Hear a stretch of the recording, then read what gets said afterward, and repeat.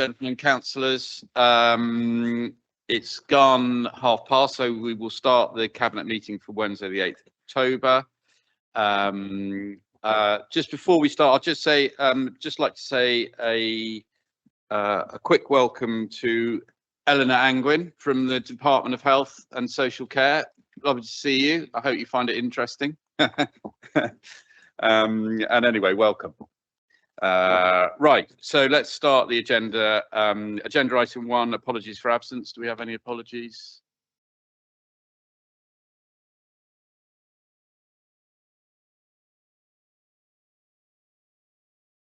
Yeah, that's right. Michael's in doing local government reorganisation meeting. Right, item 2, declarations of interest. Members, any declarations of interest? No, if you suddenly realise there is one as it comes up in an agenda item, just put your hand up, make a note there. Item 3, minutes of the previous meeting on the 10th of September. Are you all happy? Those are a correct record of the meeting, and I'm happy for me to sign those. Yeah, all good. Thank you very much. Happy to sign those. Agenda item 4. Items of urgent intent, none to my knowledge. Agenda item 5, announcements, none to my knowledge. Agenda item 6, petitions, none to my knowledge. And then 7 and 8, questions from members of the council or public, none received. So we're whizzing through at a heck of a pace. It's nothing to do with the fact that I don't want to catch a bug off the chief executive. So, but anyway, agenda item 9, Cranbrook Leisure Health and Wellbeing Campus. Cheryl, over to you. Thank you, that was quick. So, construction of the new town of Cranbrook in East Devon began in 2011. The town is expected to grow from about 3,300 homes as of the start of 2025 to approximately 8,000 homes with 20,000 residents. Within the original outline planning permission issued by East Devon District Council in 2010, it required under a Section 106 agreement for the developers to contribute £3 million towards county council facilities in the town. The terms of the contribution is to provide a flexible space to meet current and future requirements, including children's, library, youth facilities, and other social and community uses as required. East Devon District Council is proposing to deliver a new leisure building in Cranbrook Town Centre as part of the Cranbrook Leisure, Health and Wellbeing Campus. It is recommended that the County Council's community space is provided within the Cranbrook Leisure building. Co-location within the campus is the best option, providing greater opportunities for increased partnership working and offering services centrally in the town and in an attractive family environment. There would also be efficiencies in sharing the costs of delivering a building, as well as future operational costs compared to the option of constructing a separate standalone building, which is unaffordable. While there is still some scope to confirm the precise service offers to be delivered from the building, given the population profile of Cranbrook, it is important that the focus will be on supporting vulnerable children and families, including housing our public health nursing service. I would also like to add that Councillor Henry Gent has wished for me to let members know that he strongly supports the proposal before Cabinet for the community space at Cranbrook. Thank you. Thank you very much, Cheryl. Meg here? No. Steve, yeah. Sorry. Thank you, Nina. That's okay. I don't have anything to add. We're happy to take any questions we have, but I hope the paper is fairly self-explanatory. Sorry, that's right. Is Henry here? No. No, he's. Is he on? No, he's not. No, he's gone. Okay. No, but I think we heard from. Yeah, he contacted me by email to make sure that I put forward his support. Thanks. Okay, thank you. Members, any questions? Dan? It's not a question, Leader. It strikes me as being a complete win-win and an excellent example of cross collaboration between county and districts. And so, you know, seeing a project approving the use of 106 seems to be an absolute no-brainer and one I give full support to. Thank you. Andrew, did you want to add anything? Agree totally. I mean, the local members happy, we're happy. Thank you. Paul, as leader of East Devon. Which rather reminds me, I should really have declared an interest, I suppose, in this item, shouldn't I? So anyway, sorry about that. Yeah, possibly Councillor Jeffries as well. And me too, I think probably as a, no. Yeah, just coming in behind Councillor Ledbetter. You know, this is good. Nobody wants a brief history lesson on the development of Cranbrook because there's no such thing as a brief history lesson. I could go on all morning. This is a really good moment. So thank you, Cheryl. Excellent. Thank you. Jackie. Thank you. Yeah, I just look at this and think it's just a real win-win. Actually, it's a really good position. And I think it's something maybe we should think about. I know this is an unusual demographic that there's so many young people in the area, and that's brilliant. It's really nice to be looking at something through that lens for once, rather than the kind of, you know, older people like me. But I think it's really interesting to recognise that the impact of health and well-being can have on a population, because I'm looking at some of the early stats since 2011 when people have gone in there, and it seems really, really sad that there's a lot of clear sort of like distress going on. So hopefully this can put something into it. But I think we should be really mindful about what's going to go in. We don't just want an empty space. So I hope that there'll be sort of ways to support, maybe even just through ourselves as councillors, making sure that the community sort of looks and goes, great, this is what we can do, and let's get some community activities, youth services, etc., moving around in the space and make it really sing, because I think it's got the potential to. So the health and wellbeing implications of this is fantastic, and it's a sizable investment going in. So good news story. Thank you. Good. Any more comments, questions? In which case we've got 5 yeah, sorry, Donna. Just for our public and our current community out there, I wonder if the Director of Public Health, clearly public health nursing is key in terms of health checks, best start in life. I wonder if you could just make us aware, this is August 2027, before it's on site, just so people are aware of how that service is operating at the moment, how it will benefit, but just to give that clarification that service will be operating for the community as it grows. It would be helpful to get that, please. Thank you, Donna. Yeah, so in terms of the public health nursing services, it's a universal provision. So if anyone with young families or young children will recall their health visitor visiting them on probably 5 occasions throughout the newborn era, some first 3 or 4 weeks, and then periodically throughout that. So it's a vital service delivered across the whole of the county. Recently, CQC inspected is good, so it's a really good service. Workforce was always a challenge, not so much now. We have really good numbers coming through, really positive service. They're currently working out of the GP surgery within Cranbrook. Obviously, as that develops and in terms of the number of residents grows, the space is limited. So this provides a really good opportunity to make sure that they're right in the town centre there, as Councillor Hodgson said, to also step across in terms of the broader health and wellbeing agenda as well. So it's an absolutely vital service, providing excellent support for families and children within Cranbrook, and will continue to do so in a space which is far more fit for purpose going forward.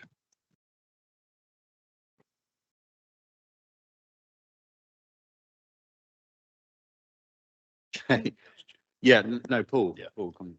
Yeah, sorry, I should apologise. Really, I talk about Cranbrook so much that I kind of assume nobody wants to hear it ever again. But I assume I've never spoken about it here in any great detail. So this is also about a much wider area than the community of Cranbrook. So there is a new town that should be coming forward called Marlcombe, which is 8,000 to 10,000 people to the south of Cranbrook. Cranbrook has got a good deal of extension still to happen. And so the benefit of this is going to be for many more people than just the immediate current community of Cranbrook. And I suppose the other thing is that it's very helpful that we're getting cracking on this now, so that we can do our best to make sure it is, so to speak, future-proofed against any future governance rearrangements around district or county councils. You know, it should be a standalone project that has got existing and confirmed financial backing from the sources that have been discussed, and secure beyond whatever the changes are. Thanks, Chair. Right, any more for any more? Just thank you for everyone that's involved in that, and particularly the medical services that are doing that. I hope that we're not losing sight of dentistry. I think that's absolutely crucial within Devon, and something that we need to try and improve as much as we can. But anyway, so we've got 5 recommendations. Terrell, do you want to propose those recommendations? Yeah, happy to propose. And do we have a seconder for that? Thank you, Dan. All those in favour, please show. It's unanimous. Great, thank you. Right, agenda item 10, Brighter Futures Action Plan. So this is in my portfolio area. It's come before us before with the plan. This is actually the delivery plan. It's you'll see at the back that it's got a set of targets and indicators, which is the most important thing with all these plans. It's all very well having a plan, but you've got to be able to deliver it. So we've now set out what we want to achieve with this Brighter Futures. It's absolutely important, particularly amongst the most vulnerable young people that we have in Devon, and trying to give them the opportunities for work or education or training and vocation. So it's a crucial piece of work, and if we can achieve what we've put down in here, then that will be a great achievement of this council, working with partners to deliver what we need for those young people. Anyway, Phil, did you want to add anything? Not really, Chair. I mean, I think, as you say, I think members have seen various bits of this. Unfortunately, there is another bit, the participation strategy, which we're working on as well. But it does give you a feel for the strength of activity that's going on around some of that youth piece, and obviously a big priority for us in the strategic plan. The metrics on this are important, actually, and we need to just make sure that we are seeing that delivery, as you say, against some of those groups. But apart from that, no, it is pretty much just the next stage for us. Thank you, Phil. Any questions from members? Phil, I've got a question. So we've talked about how we're going to report in how we're doing, whether we're actually achieving what we've set out to do. So how will that work in practice? Yeah, so there's 2 parts to this one. There's some governance mechanism that we're setting up specifically around the NEAT agenda, which will be officer-led, but we also have a few members and others involved with that. The more practical one is that the performance framework. Toby Elling, our new Assistant Director of Performance, has joined us over the last few weeks, and he's just putting together the next stages on that. The NEAT target tree and some of the core figures around some of these vulnerable groups will appear in that, and we are starting to look at that.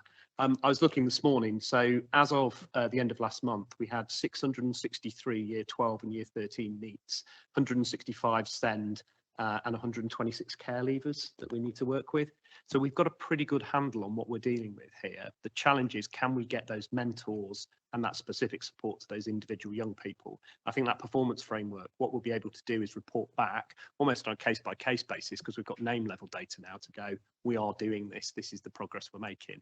The challenge will be, how fast can we move some of those young people? Because as we know, it's not just one issue, it's multi-factor, it's often very difficult, and often in areas where it's very difficult to then access other opportunities. So we're going to have to look at it in the round.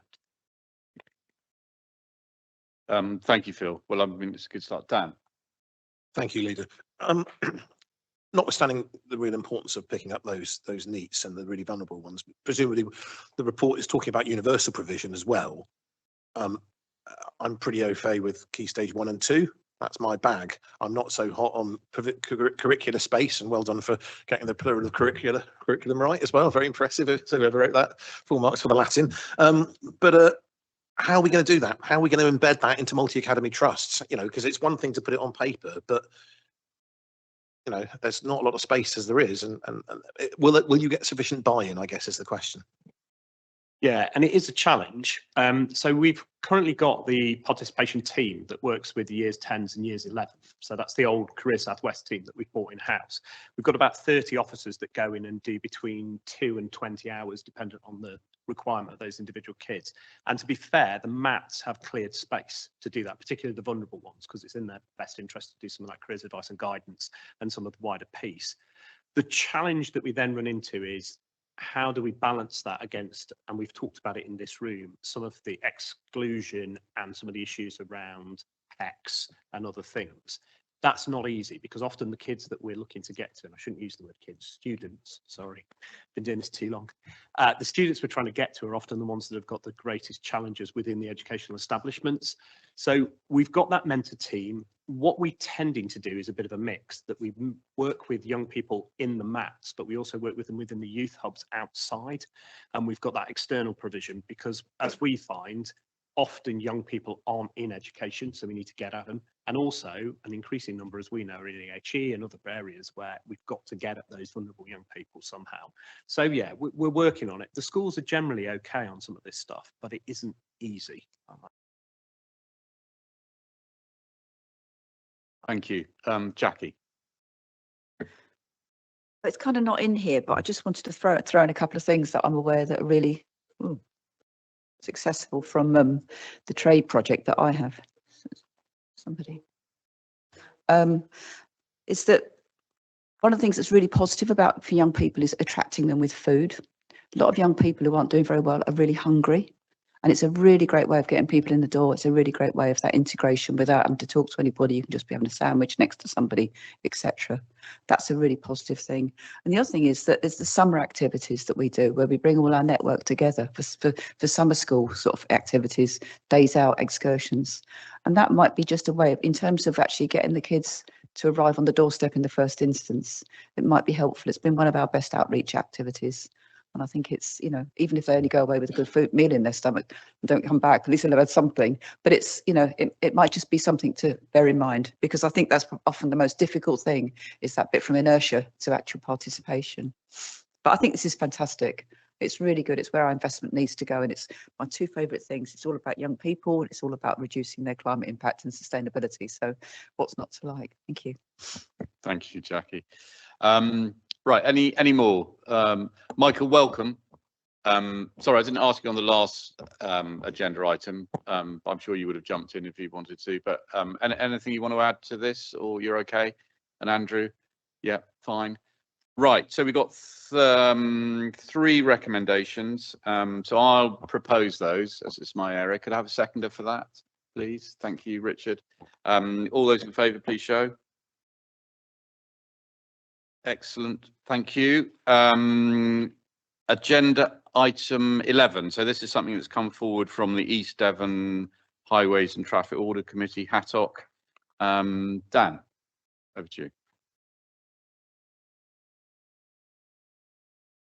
Thank you, Leader. I mean, this is an interesting one in the sense that you will see the recommendation is basically we are covering this. This will be covered as part of the parish protocol.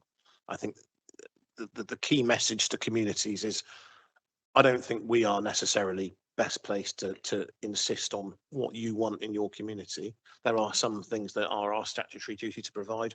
We will continue to provide those within the time constraints and budgets that we work to. But anything like this, gateway signs and the like, that you feel are important to your community, we will absolutely support you in that. But that will be added to the parish protocol that will come to Cabinet in December. So the recommendation is that we make sure that's embedded. And indeed, I'm very open, and I know the director is as well, to make sure that every provision that we can conceivably offer, that we can support through good policy, we will help to facilitate community desire, but it will have to be about individual community desire. I think that's key to this. We're not in the business of making arbitrary, overreaching decisions. I don't think that's appropriate.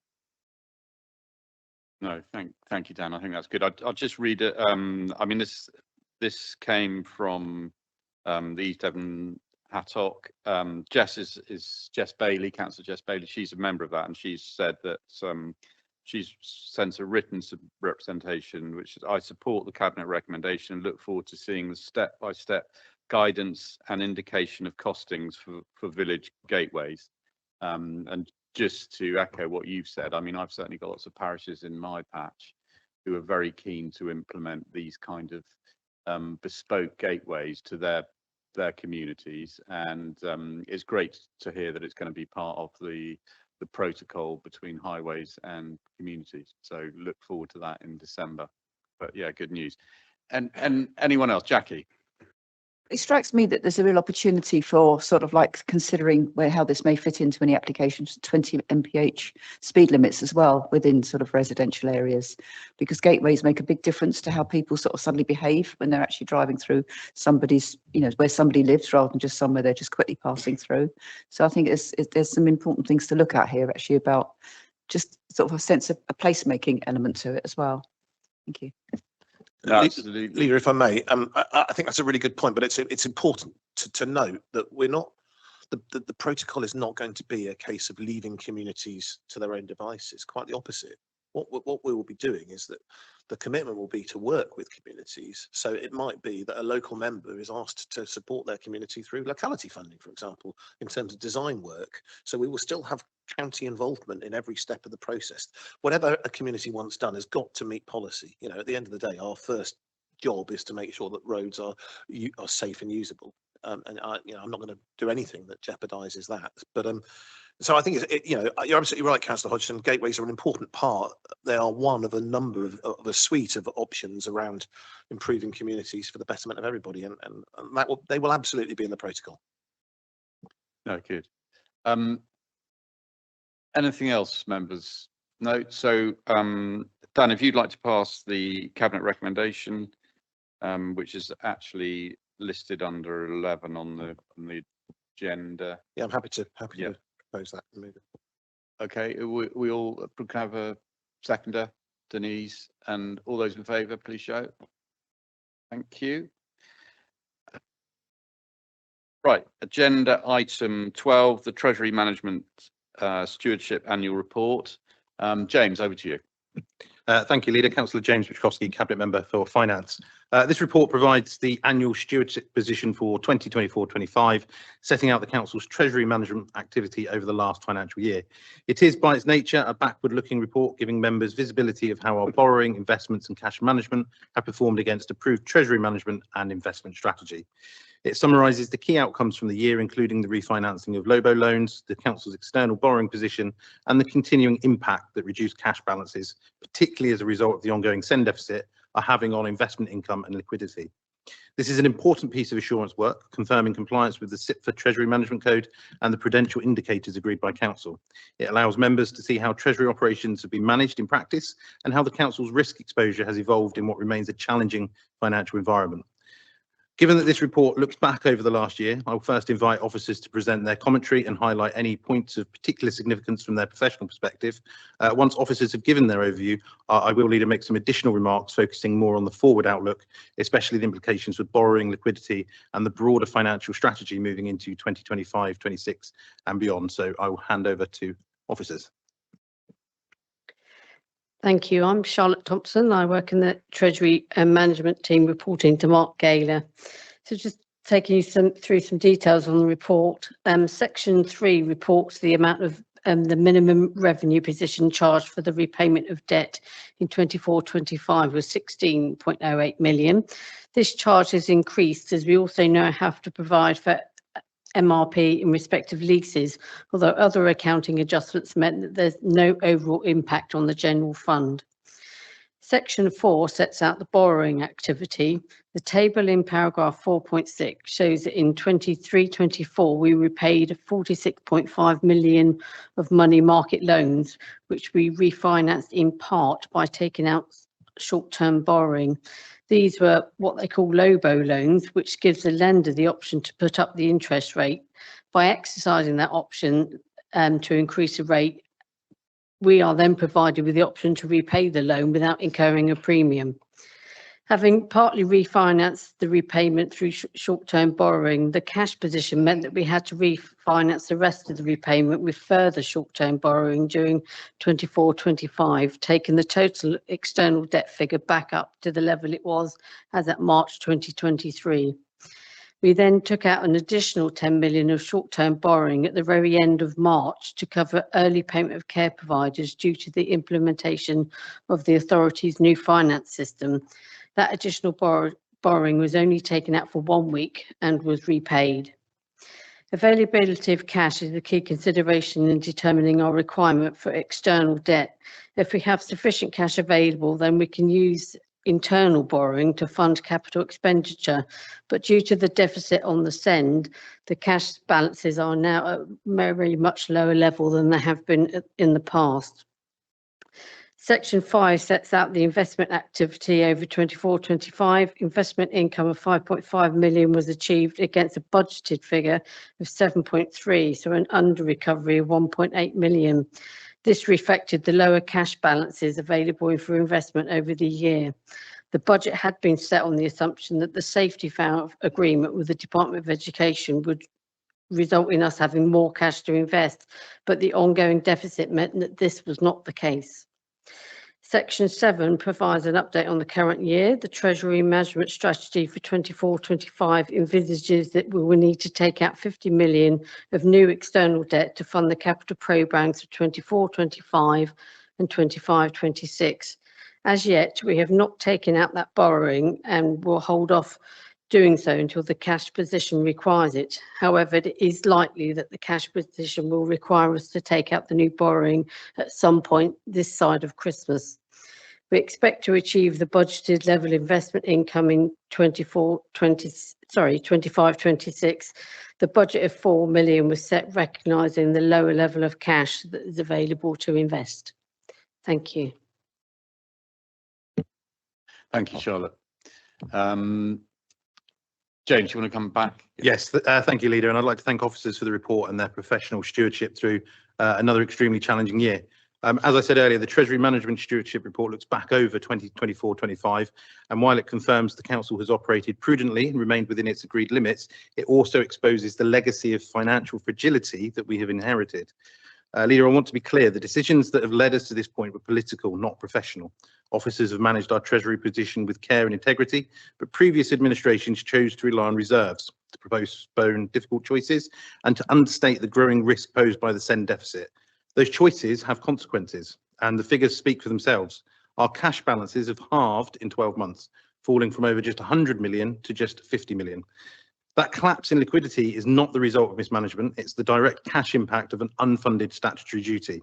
The dedicated schools grant deficit continues to drain tens of millions of pounds each year, and while the accounting rules allow that deficit to sit off balance sheet, the cash still leaves our account.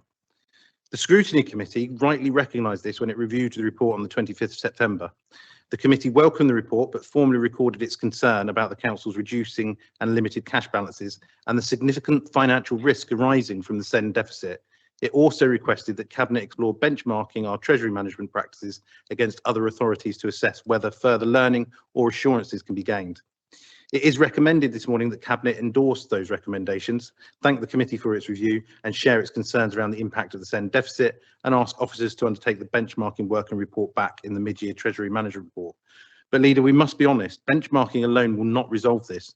Devon's problem is not one of technique, but one of system failure. The safety valve agreement in its current form, spreading £95 million of support over 8 years, is simply not sustainable. Promises of funding in the next Parliament do nothing to address the liquidity pressures today. This administration will seek a renegotiated safety valve, front-loaded with immediate cash support, and we will continue to press for urgent reform of the send funding model. In the months ahead, Cabinet will need to pair fiscal realism with political resolve. We'll act to protect liquidity, contain risk and stabilise our position. But we'll also make clear to ministers that without structural reform, no amount of prudence can save local authorities from a system that is financially broken. Leader, this administration will not hide from that reality. We will face it directly, work constructively with our partners and speak with one clear voice. Devon cannot continue to fund statutory services for children and young people on the promise of future settlements. We need action now. Thank you, Leader. Thank you, James. Donna, did you want? Thank you, Cabinet Lead. We've been working together with Cabinet Lead and Finance and a one council approach. And what I can just say in response is that, well, we thank you for the work we've been doing, but by December Cabinet we will bring forward at the instruction of the Cabinet Lead a paper that will set out our send reform plan for the next 3 years, built on where we are now and where we think we're going. A clear strand of that will be our inclusion and belonging strategy that covers all elements of children's services, SEND and education, and a one strategic approach. In that reform plan, there will be an ask for increased sufficiency across Devon's footprint of education provisions. In the interim, we will have by then, on the work that's ongoing in the council, have created a new management information approach in terms of one version of the truth for SEND, for placements, for commissioning and for finance, and we have got expertise across the council coming together to do that. We will also be reviewing our approach to commissioning, using some of the support and expertise we have in our Adults Directorate. And we will be looking at increased capability and capacity and agility across all staff groups in the council, where at the heart of all of this are vulnerable families who are waiting for assessments. And along with the financial sustainability, what we need in SEND reform is a much better response for families in terms of the issue of waiting for assessments for EHCPs, the stress that creates for families, for children, for members, all members across the council who receive communications from families, our MPs, and most important, those parents and carers who are in that dreadful situation. So I'm assuming that with that cabinet paper, there will be that political leadership of the call for that change and the reform of the system, so that at the end of this, what we're not doing, although the finances are extremely challenging, is we were not putting the finances ahead of the education and care of our young people. So we will be on track to bring that to Cabinet for decision making in December. And we are expecting that following the release of the schools white paper and looking to the I know the leader was at the conference yesterday with the minister, and so was the director. But what we're hoping is that that piece of work will work alongside possible developments that we may receive from government in terms of that strategic reform that's required. Thank you. Thank you, Donna. Members, Andrew, Michael, wish to report anything? Ask any questions? Andrew. Well, there's not much to say, really, is it? I mean, you now appreciate all the pressures that the council's under, especially with SEND.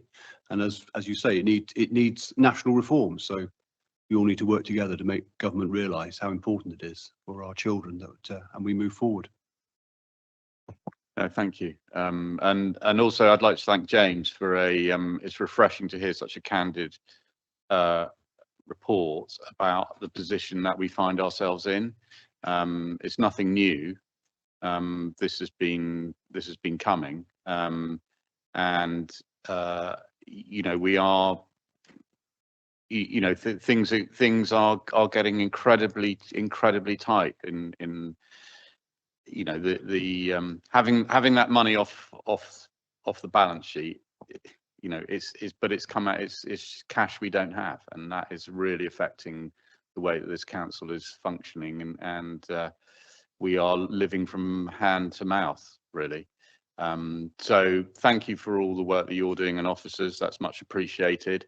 As the Chief Exec Donna has said, we've got a plan that we're coming forward with. We will have to work in partnership with government, but government has got to work with us if we're going to get through this and deliver a sustainable service in the future. Yeah, sorry. Just when will the plan come forward? So we've got probably in cabinet in December. Yeah, so I think that's a really crucial point for this council, that is we will be taking that to Westminster, to ministers, to Secretary of State, saying this is what our plan is. We will be able to achieve a sustainable service, but we're going to need your support. And I think that's what we'll have to do. I mean, you know, as we all know, it's not just Devon County is struggling with the SEND. It's across the board. Having said that, we haven't been particularly good, and this is our chance to show that actually, with a constructive partnership with government, we can make it sustainable. Denise, and then Thank you. I feel like I ought to say something as Cabinet Member for Send. It's all been said, really. I can't agree any more with what James has said there. It's fantastic to hear that. And Donna, to say what you've said there's amazing. There's so much work going on to pull the failing Send system around within the council. As we know, we were not doing well in a failing system nationally. So we can improve everything we can do within the council and offer much better service, which we're trying to do, but at the same time balancing that with such a financial tightrope to walk. So I just want to reassure that the plan coming out will be very well thought out, very cohesive, working with all of our education and health partners as well. As we can't solve this on our own, it has to be reform of schools. And much better early intervention in problems that are now escalating to the point where we need special education for children that should never have needed it. So we're working so hard to get that all right, but it cannot be done with the money that is provided for councils. So I just want to reiterate that. Thank you. no, thank you, Denise, and thank you for all the work that you're doing. Richard. Thank you. I mean, to go on what Denise has said, I think it's been said in the room and Denise has just added to it, but I feel that with bringing that plan forward and the working inclusion as well, we're getting ahead of the government white paper that's coming out so that we are prepared for that, and we've got things to move as soon as we can with those with that help from government as well.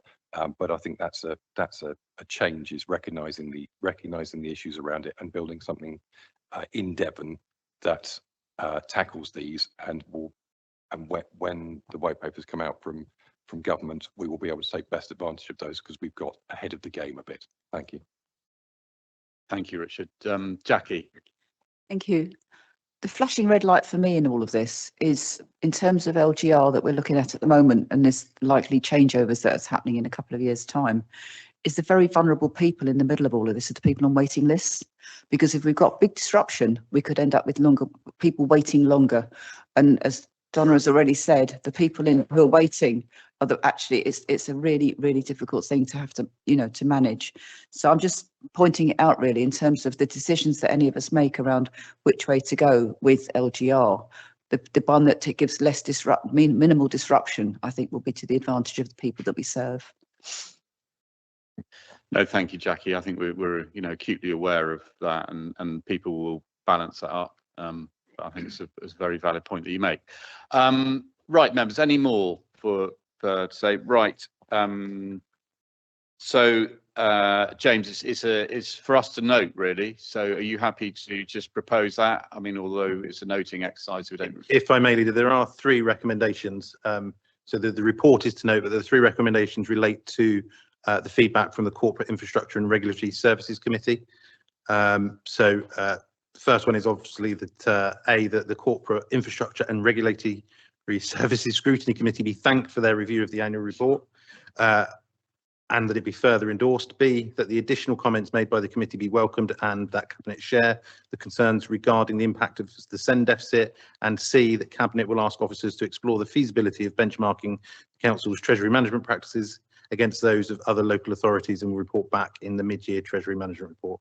I'm happy to move those additional recommendations. Thank you. Do I have a seconder for those? Thank you, Richard. Right, all those in favour, please show. Thank you. That's passed unanimously.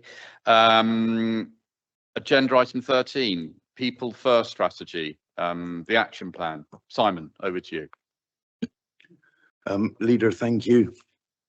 I will endeavour to continue until my voice breaks, and then I'll stop. Blessing for everyone, I'm sure. Firstly, thank you to the officers for bringing this to our attention as a snapshot in time to be able to look to see how successful this is. The People Strategy is a little bit of background for you. It's been in place since September 2023. And as we approach the end of the second year, it's helpful to remind ourselves about the key priorities for the People Strategy. It's to ensure that we have the appropriately skilled and talented people we need to deliver services to our communities, and to ensure that our council is fit for the future, whatever that looks like post LGR. It's also about providing a framework to enable a positive workforce culture and support improved performance. In the light of LGR, it's important now more than ever to retain our dedicated, talented and experienced employees throughout this period of uncertainty, as they are the people who can and will support the transition to the newly agreed organisation that we are recommending to government in November. In presenting this update today, it's important to remind you there are 6 key themes which have measurable impact to be shared.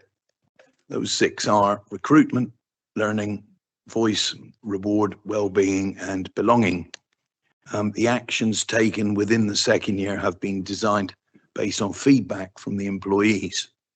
The engagement opportunities created for employees to share their experiences, thoughts are now well established, and all feedback is analysed and recorded in readiness to be included in the people strategy work. As the Cabinet Member for Assets, Resources, etc., organisational development, I will be closely monitoring further progress of the action plan as we head into the 3rd and final year of this current strategy. With your blessing, Leader, at this point, I'd now like to invite Maria Jacobordi, the Director of People and Culture, to share the update regarding the impact of the strategy to date. And I'm more than happy at the appropriate point to put forward the 3 recommendations. Thank you, Leader. Thank you, Simon. Well done. You do well. Yeah, no. Maria. Thank you, Leader. As explained by Councillor Cliss, this is the 6-monthly update that comes to Cabinet. What I wanted to just sort of focus on is the impacts that's the action plan has had.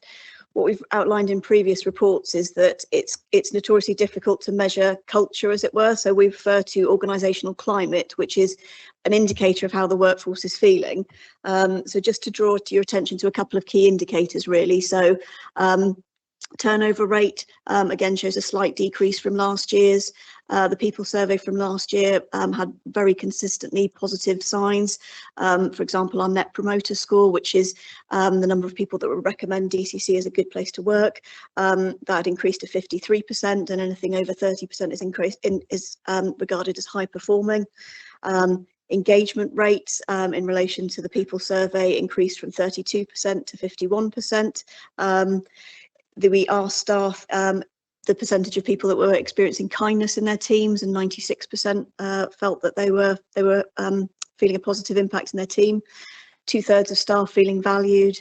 Other indicators are children's social care workforce. The permanence rate has increased from 51% back in December 23 up to 86%. Our new Do It for Devon recruitment brand showed a 23% increase in application numbers in the first year and a further 12.3% over the last year. So I think there's some really good positive indicators in there. When I last updated in March, the previous quarter's data was still being tracked around absence, and we were looking to report a lower figure in relation to absence. However, the period from January to March was significantly higher than it was expected. So the full year figure actually increased from 10.2 days per FTE to 11.3 days. So we've analysed that data, we've broken it down per directorate and looked in more detail. And there's a few factors I just wanted to highlight in relation to that. So from a national perspective, the national trend has also shown an increase. So the CIPD report reports in numbers per head count, so per employee. That's at 9.4 days per employee per year, compared to previously 7.8 in 23 and 5.8 in 2022. So when we look at ours in days per employee, ours is 9.9 days, so it's comparable with that national figure. But also where I refer to per employee and per full-time equivalent, that caused some of the increase as well. So the LGA, who we use as our benchmark, have confirmed that they will use the full-time equivalent benchmark, which will be higher than a per employee because there's more assignments per person. So that gives a higher number as well. From a DCC specific perspective, we've been going through a lot of reorganisations over the last couple of years, primarily driven by financial pressures. So that obviously has an impact on staff. Also, since January, obviously we have the impact of LGR and whether that's having having an impact from that perspective. We've also been running, as part of the People Strategy Action Plan, regular manager training sessions to increase the use of iTrent, which is our human resources management system. So the likelihood of reporting may have also increased as part of that. So what we've done to try and address that, we've drafted a comprehensive wellbeing strategy to positively address that increase. We will be taking that to the executive leadership group in the next couple of weeks. But overall, I think the People Strategy Action Plan shows some good progress over the past year. And I'd like to take the opportunity to thank my team and my corporate colleagues for embedding that across the organisation. Hopefully that you'll agree it provides a transparent framework of accountability and acts as a roadmap to support culture change within the authority. So hopefully you'll agree that good progress has been made, and happy to take any questions. Thank you, Maria. Jackie, and then I'll come to you, Richard. Thank you. Thank you for that very comprehensive, and it's a really good news report in many ways. I think the whole rise in feelings of being valued and kindness, I think, is critical to this. But in terms of the absence, I'm just wondering about the impacts of COVID. I mean, I know that we know there's some sort of COVID doing the rounds every now and then, and I wonder about the impact of that, and also comparing figures with during COVID, when a lot of people were just based at home anyway. And does this maybe give an indication that people take less time off work if they're able to work more from home? I don't know. I just wondered if there's anything like that has been looked at, because as much as I think it's really important that we do face-to-face, and I think in terms of work teams and mentoring and all the rest of it, people need to have some kind of core hours or core days, you know, in the place where they work. I just wonder about whether that indicates maybe a slightly different balance could actually just have an improvement. Thank you, Jackie. Yeah, no, it is a good news story. Maria, did you want to respond to that? Thank you, Councillor Hodgson. So in terms of the sort of deep dive into why the absence levels have increased, our top absence reason is still around psychological and mental health reasons rather than COVID. So we still have of all the data as to the reasons behind that. So in response to that, we have resilience sessions. We do all sorts of different wellbeing activities, but that's one of the areas we want to focus on more in the wellbeing strategy. So certainly psychological and mental health is the top one for us.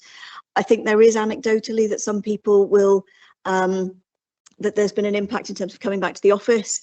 What we've always said around coming back into the office is about purpose. There's certain things that actually work so much better in person. So for example, these meetings, it's a lot easier when everybody's in the room to have those conversations. So for me, it's all about balance and purpose and trying to balance that impact. But certainly COVID has, I think I'm slightly suffering from some bug, and I know my cabinet lead has also been. So I think it is a reason to focus on, but at the same time, it's not our top reason. Thank you.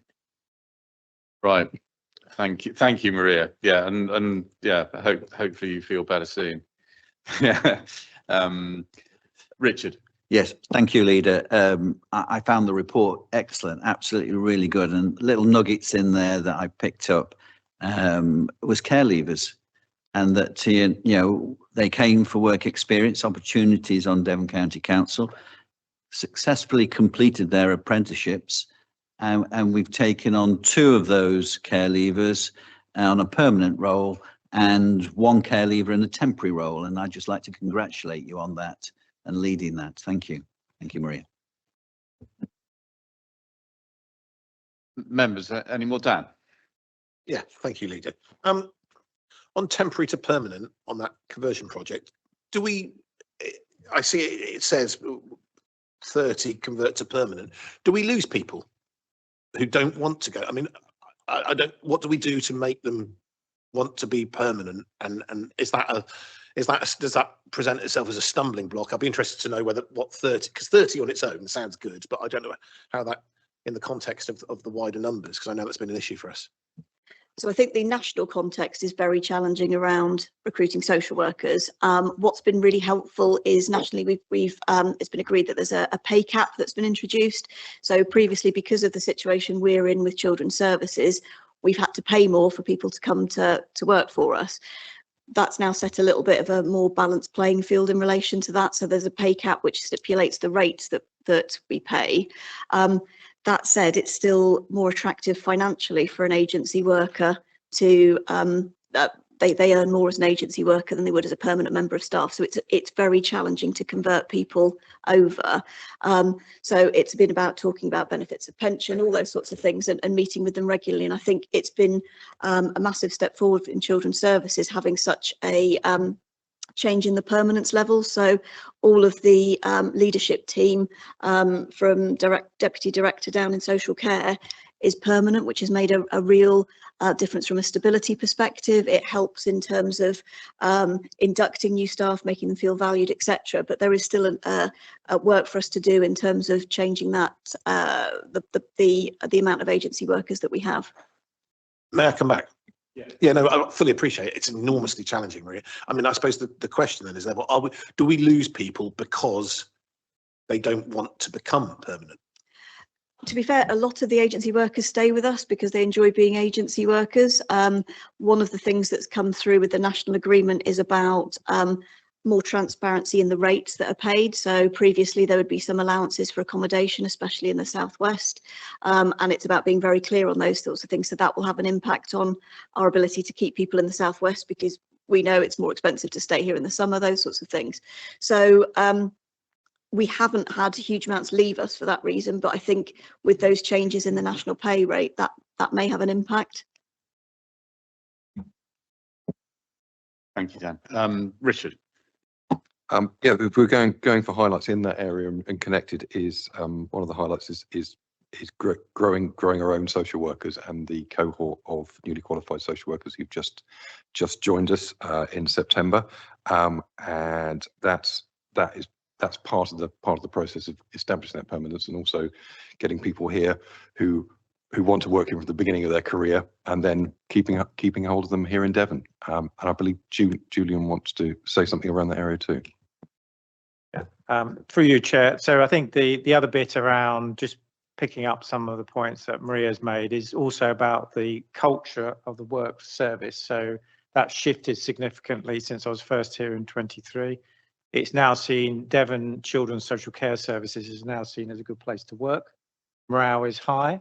I would emphasise the importance of staff coming in on a regular basis, having team meetings, all that support mechanisms. And certainly Ofsted in their visit in January of this year reported good levels of morale amongst the workforce. So there is a significant change in that, and that's reflected in the improved, reduced turnover of staff, improved permanency of staff as well. Maria's right to talk about the challenges around recruitment. So we are unfortunately taking staff from some of our neighbouring authorities, as well as recruiting new staff, because there is overall shortage of social workers in the southwest. So we've got a challenge there, and the bit we've got to be careful about is making sure that we're working together. But just to be clear, Devon is seen as a good place to work, and certainly on the education side, I can also report that essentially, unlike most other authorities around us, we now have a fully staffed educational psychology service, which is fairly unique. And that's about, again, the culture which we've developed in children's services, which means it's a good place to work. We support staff in terms of their development, and they feel that they can contribute to do the job they want to do, which is to improve the lives of children. And that's the offer Devon is providing to those staff. Thank you. Yeah, I mean, I have to say, to me, and thank you for all the work you're doing, and Andrew for the previous administration, because that started the journey about how we have changed the culture there at in children's services. And I think that the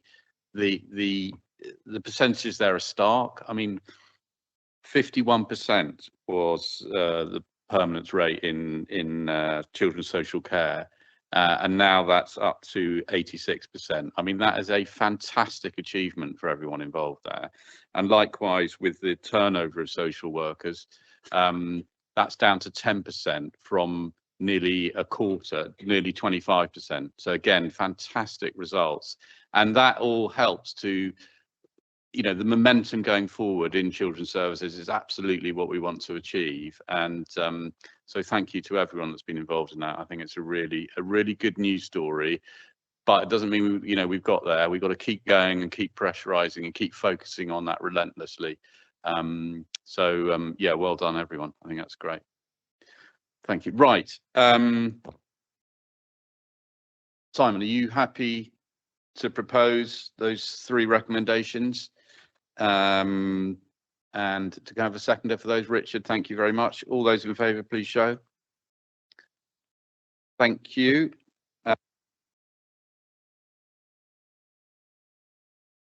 Agenda item 14 is the minutes of the Land and Property Committee. Those are for noting. Are we happy to note those? So noted. Yeah. Okay. Thank you. Agenda item 15, delegated actions, again for noting. We all okay with that? Good. Agenda item 16, forward plan. You've got the forward plan before you. We all okay with that? Yep. Good. So that's agreed. Agenda item 17, Devon Libraries, future library strategy. Cheryl, over to you. Thank you. I've just realised I've actually written quite a lot because I'm so passionate about libraries. So yeah. Devon is proud to be home to 50 libraries, many of them in our rural towns and villages, where they provide not just books, but essential services, inspiration, and safe, welcoming spaces for everyone. Libraries ignite a love of reading in children, especially in those early years when stories spark imagination and build the foundations for learning and opportunity later in life. They are free to use and open to all, helping to reduce inequalities by making sure that every child, every family, and every resident, no matter their background, can access the power of books, learning, and the community. In the words of Billy Connolly, going to the library changed my life. It may even have saved it. Libraries today are so much more than books. They are evolving into vibrant community hubs, offering opportunities to socialise, learn, and support one another. Through partnership working, we are seeing health initiatives being rolled out through our libraries, like the recent successful introduction of the loaning of blood pressure monitors across all 50 of our libraries. I think that's just brilliant, such a simple, easy way to help improve the health of people living in Devon. We also have some work hubs and even banks providing services in library spaces. This is proving how practical, creative solutions can be delivered to support our communities and highlights the great opportunities that lie within partnership working to ensure our communities remain supported. Like many of you, I was devastated by the closure of the mobile library service a couple of years ago under the previous administration. I campaigned tirelessly, I remember sitting over there actually, to save it because I saw firsthand the huge difference it made to our most isolated rural residents. I'm now pleased to be working closely with the library service and partners such as Devon Communities Together to explore new ways to reach those who need it most in our rural communities.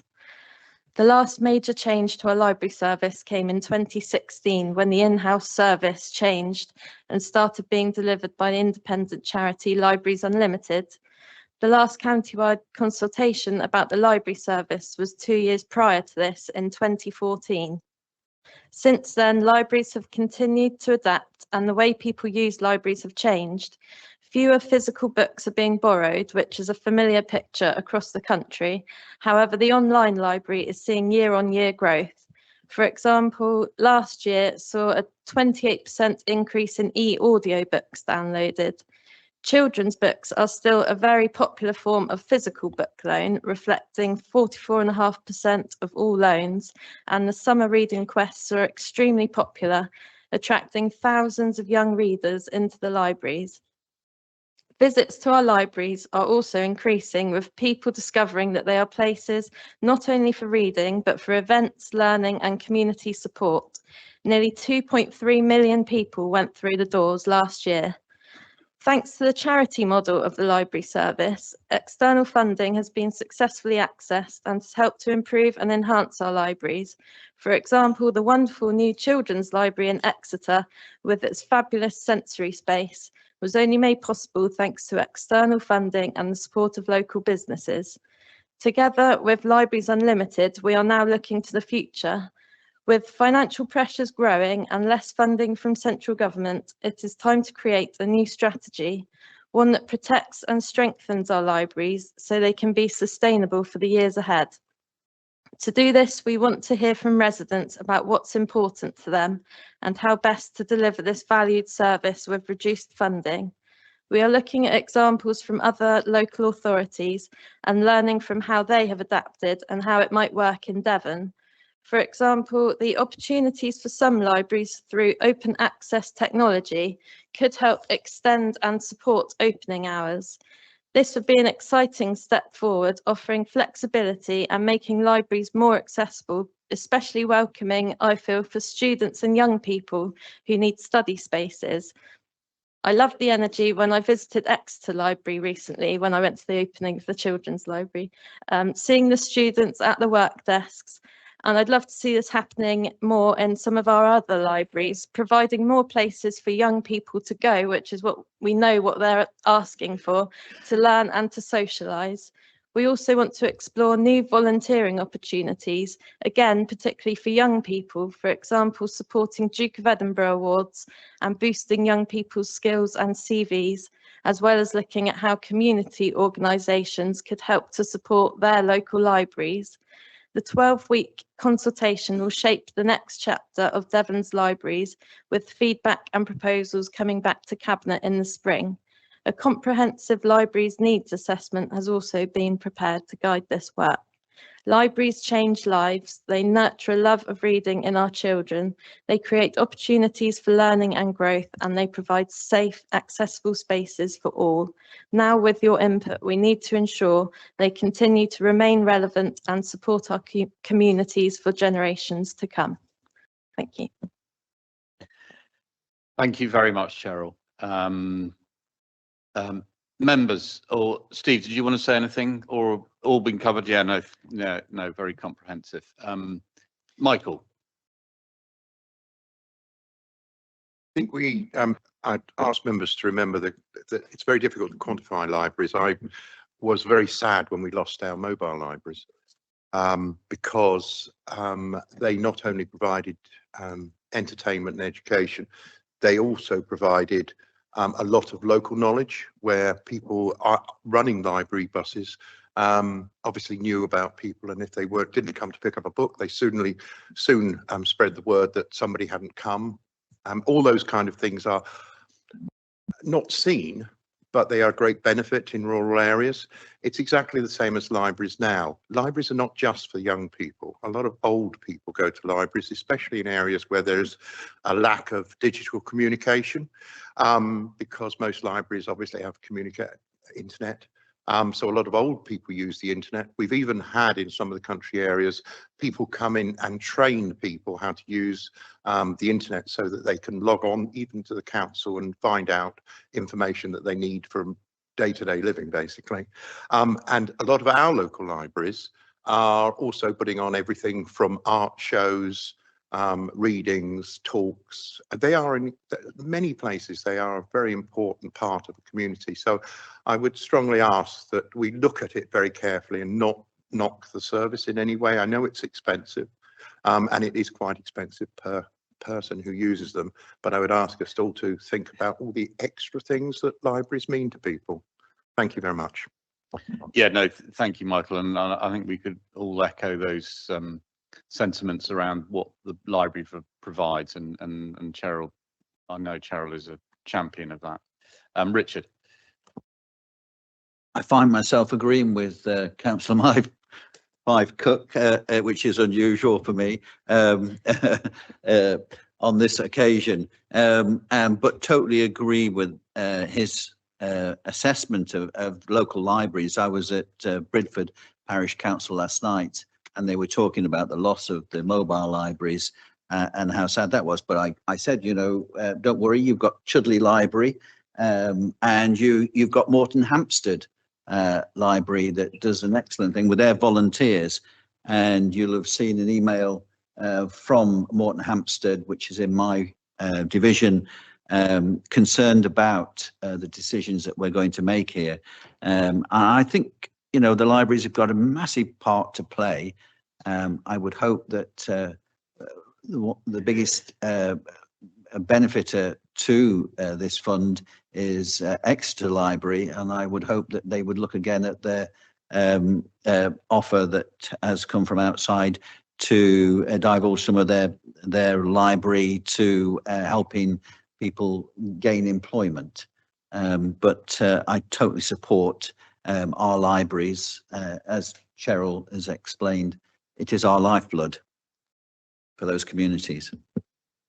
No, thank you. Thank you, Richard. Jackie. Thank you. I think if anything defines us as a civilized society, it's having libraries and loving our libraries.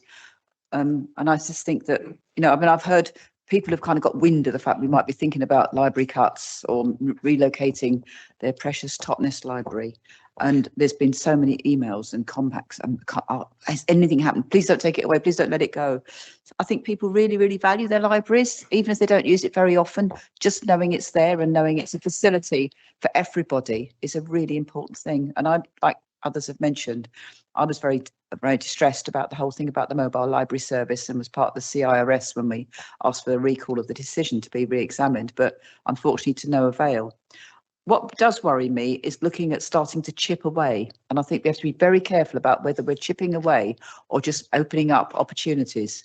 And I think, if we're starting to chip away, I mean, the finance, of course, is critical to this, but they are such good value, actually, I think, such good value for society.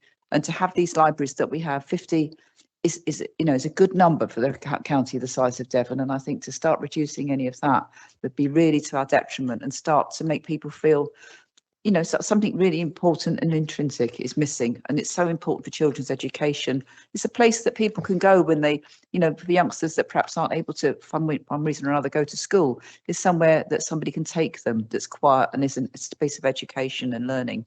So, yeah, I just really think, I think the needs assessment is very interesting. Actually, it's very comprehensive. So that's a really useful document in other ways too. So, yeah, just supporting our libraries is very critical, I think. Thank you. So Dan, I'll come to you, then I'll come to you, Andrew. Yeah, and then Denise. Thank you, Leader. Look, I mean, the support for libraries in their position as a valued and integral part of society, I would argue, is cross-political. I don't think the previous administration particularly wanted mobile libraries to be got rid of. I think the elephant in the room about this is about any non-statutory service, which is that we have incredible financial pressures. I will always support Councillor Cottle-Hunkin, and I will do whatever I can to support libraries. But I think we've got to be really honest about all this. We talked earlier on. Councillor Bukowski talked about the financial challenges around SEND. I was having a conversation with another of the cabinet members for children's services this morning, where I said, the reality is that the money that comes into Devon, quite rightly, stops with vulnerable people. And paying for vulnerable services. So I just think we have to be really realistic. We want to do everything we can to support our libraries as far as we possibly can, but we have to be mindful of the fact that until the government sorts out those really key vulnerable services, we're always going to struggle. We're always going to have these conversations. Having conversations doesn't demean or belittle the importance of library services. It absolutely doesn't. Just in the same way that in other places, district councils worry about leisure services.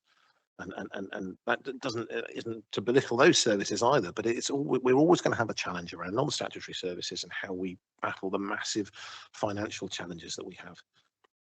I just think it's really important we consider that. But then, having said that, I will support whatever we can do to support our libraries. But I think we have to bear both in mind. Yeah. No. Thank you, Dan. Andrew. Thank you. I'm just delighted to hear about the new administration's commitment to libraries to continue the legacy that we left. 50 libraries left open.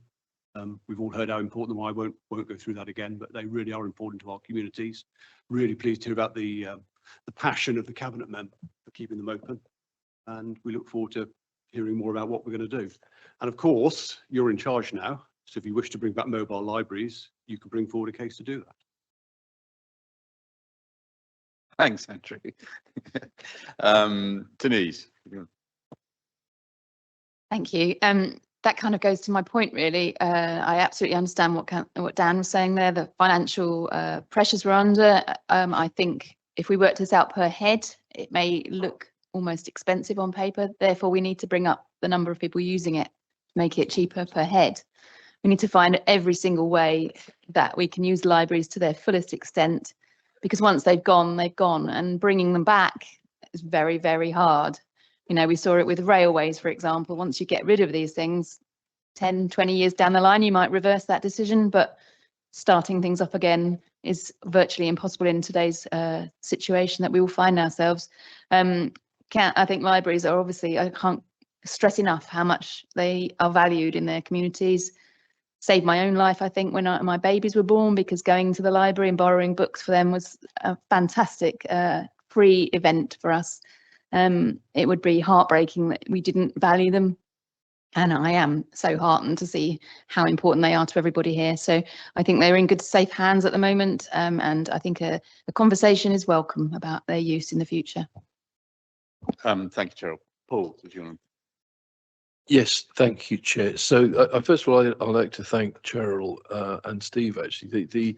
So remarkable speech, Cheryl, thank you, and moving, as indeed has Councillor Bickley's just been. And this is a really brilliant report. Then this is a definitive document. This is a little Bible, kind of, here we are, this is what it is. This covers many metrics, but this is the thing we risk losing if we don't put our shoulders behind it.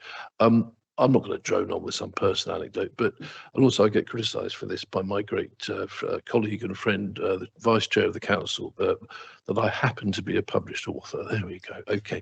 The reason for that is because I used to go, and those were the days, on my own, aged 4, to the local library and take Thomas the Tank Engine off the shelf, and then Pookie and the what would now be called Traveller Folk, but were then called something else. And it got me into reading very young. But you also had the ability to go and read newspapers for free. And my world opened up on that, where I could read the Times and the Guardian, but I could also look at the Telegraph and the Express and see that multiplicity of views. If you go to various of the villages that are lucky enough, or the small towns, to have libraries remaining, as Denise has just said, for a small but quantifiable number of people, these are, yes, lifesavers. They are. And from that, great things grow. It's very hard to make an argument for libraries as against a service, as against pharmacies, for example. We need those. It's happening. You can see why. You can draw down all the evidence on that through the NHS. This is something subjective. We're at a time of cultural danger. We are losing our public discourse to AI, which is running out of control. We are losing our public discourse to demagogues, and that's now been going on in this country for probably about a decade. Terrible what's going on, and internationally. And what we need to cherish are those, I think, particularly young people, and I think very well-meaning volunteers in libraries who tend to be older, who want to push back against that, because I believe this time we find ourselves in at the moment is temporary. Civilization will reassert itself, and if we take the libraries away, that would be to take away one of the absolute bulwarks of democracy. So I welcome the idea to take this out now to consultation, so we can hear more from what the people in Devon feel about that, and if they align with what seems to be a universal view, I think, across the council. Thank you, Chair. Thank you, Paul. Richard. Yeah, just say I echo all of those points about the value of libraries, and I know they in my life they've been really important too. It was just the piece about obviously going out to public consultation as well, but also so that we look outward to how other authorities have looked at their libraries over the last period of time, and how we can deliver things. So we're outward looking and following some of the best models that are out there, who've managed to retain their libraries but yet deal with that funding issue at the same time. And I know we've looked through what's happened in Devon, and the mobile library is no longer being available to us. We've heard about how difficult it would be to put services back in, but going out there and finding out what other people have done who've kept their libraries and developed that service but dealt with the funding issue, and realistically what the timeframes on that are, so we can build a sustainable model that will work now and protect them for the future. Thank you. Thank you, Richard. Michael. I think we're all guilty of forgetting things sometimes. A little while ago, when fuel prices went through the roof, a lot of libraries were almost looked as warm rooms for the old. And they are social gathering places as well, where the old folk meet, because a lot of our meeting rooms for older people have been closed. And I think if we want society to improve and to evolve, we have to have places where people have discourse. And I think libraries are a very, very good place for that.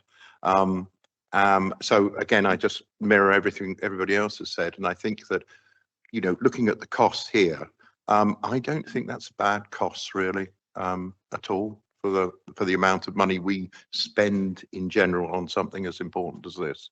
Thank you very much. No, thank you, Michael. So thank you for that, members, and I have to say it's very reassuring and heartwarming to hear the support that libraries have got across the political spectrum in Devon, and you know, I do feel that our libraries are safe in Cheryl's hands. So that's good. Just a couple of things. I think that how this conversation is moving forward is and I'd like to pay tribute to Libraries Unlimited, is that we are working in a very sort of mature and constructive partnership with Libraries Unlimited. They understand about the financial pressures that we are on, and that's partly why we're doing this, is because they want to change their model of delivery so that they can deliver and in some cases, what we've seen in places, there's actually it's an enhanced library provision because of those structural changes within the system. So you know, absolutely, I think we all know how important they are. I think this is the opportunity to move the process forward, and you know, as Dan quite rightly pointed out, we are under financial pressures here, and if you look at the cost per head of population, and it's not just per user, it's actually head of population that actually live there. You know, the fact that in Cornwall they can do it at less than a third of the cost that we do in Devon, there are definitely lessons to learn, and I'm confident that we can achieve that working in partnership with Libraries Unlimited, that we will in the end produce a library service that is both sustainable and fit for the 21st century. So thank you. Right, Cheryl, you've got two two recommendations there. Are you happy to propose those? Yeah, happy to propose. Thank you. And Paul second those. Can I see all those in favour, please show? Thank you. That is unanimous. Thank you. Right, I'm now going to move into exclusion of the press and public. So the recommendation, item 18, the recommendation that the press and the public be excluded from the meeting for the following items of business under section 100A(4) of the Local Government Act 1972 on the grounds that they involve the likely disclosure of exempt information as defined in paragraph 3 of schedule 12A of the Act, namely the financial or business affairs of a third party or preferred bidder or tenderers, the provision or supply of council goods or services. And in accordance with this section 36 of the Freedom of Information Act 2000, by virtue of the fact that the public interest in maintaining the exemption outweighs the public interest in disclosing the information. So I'll propose that. Do I have a seconder? Are we all in favour of that? Yeah, thank you. Yeah.